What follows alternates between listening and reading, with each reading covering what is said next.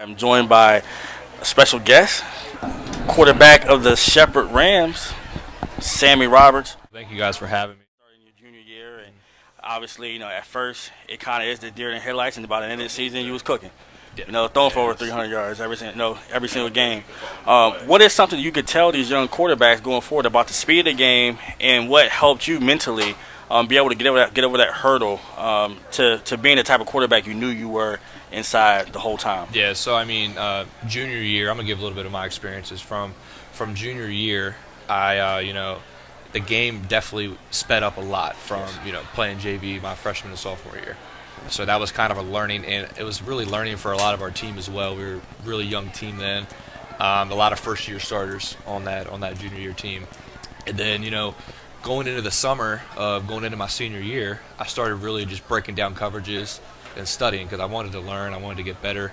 Then senior year rolled around, we added the R4 system into our thing, which is simple in your reads pretty much. For each route, you have certain steps you have to take, and that helped me. I studied that book a lot. So with those things right there, my senior year became easier. So that's what those guys I feel like need to do: to slow the game down, really break down film, break down coverages. It makes the game come a lot easier for them. Yeah, and I think that's what what I spoke about a couple weeks ago when I was telling the kids from rec league and middle school, even JV. It's not just about just going out and playing at that point. There's a mental aspect to it. There's an emotional aspect to it, maturity to be able to handle failure a lot more than you might have had in middle school and rec league. But it's also the intellectual aspect, especially at the quarterback position, to be able to know that teams will watch film on you and they will be able to see your tendencies. And once they see your tendencies, they will work towards taking those things away, because your tendencies obviously are things you really like. For example, I remember watching film the other night with my son, and I told him, I said, I know which way you're going because you look back a second time before you snap the ball. Yep. And he kind of looked at me, and I said, well, we'll watch 4-year passing plays, and I guarantee you will look to the left, you will look to the right, and if you're going back to the left, you will look back to the left one more time before you hike the ball, and that's the way you're going. And he said, well, Dad, they might not know that now. I said, but they will. Teams will watch the film and they will pick up on your tendencies. So that's a part about getting better, as a quarterback, and getting better as a player. It's just like a wide receiver. If a wide receiver, when he's not getting the ball, he jogs to the line, but then when he's about to get to the ball, he sprints to the line and shows a little bit of excitement. You think the defender doesn't know that you might be the main target on this route? Yep. That's what smart football is. So, in hearing you say that, watching film and being really able to break that film down, was there someone who taught you how to really break down film? Yeah. So Coach Vines, he did teach me. He taught me a decent amount, and then Tanner Cantrell did teach me a lot as well back in Wildwood.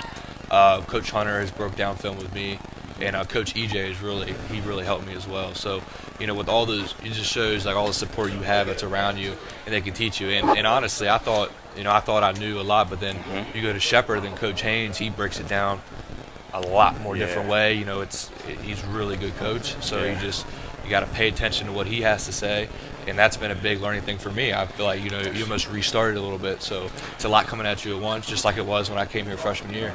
And that's why not the reclass, but the red shirt, it was so big, because it gives you a year to learn how to do things the Shepherd way. It is. As well as far as breaking down. It's about getting your body more developed for the physicality of college ball, where you actually could be playing against 25-year-old men, depending on what things may occur.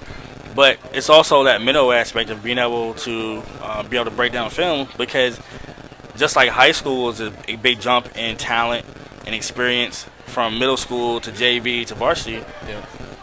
Big time D2 college football is a big jump from playing West Virginia high school football as well. Yeah, definitely. So you kind of walked into a great situation. Probably many might think the best West Virginia high school quarterback ever, Travis Bagent. Tyson Bagent. That's it, Travis. Travis, I'm giving you a shout out, and I'm gonna give that to your son, Travis. You got the arm wrestling. You don't got the quarterback, but you helped birth him though.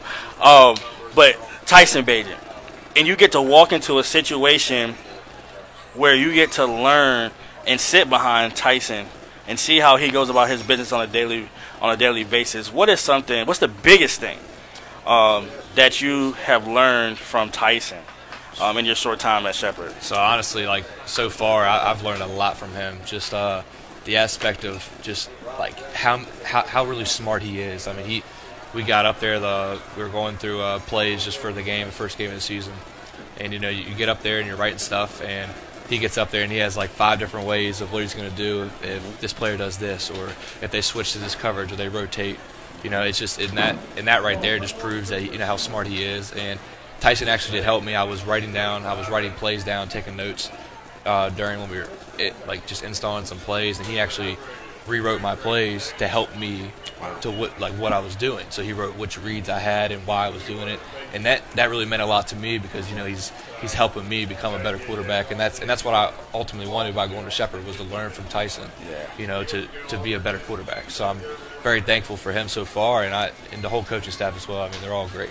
And I think that's what made him so great, is his ability to be able to dissect every position on the field, but not even just dissecting the position on the field. He actually stayed and broke down the tendencies of his defenders.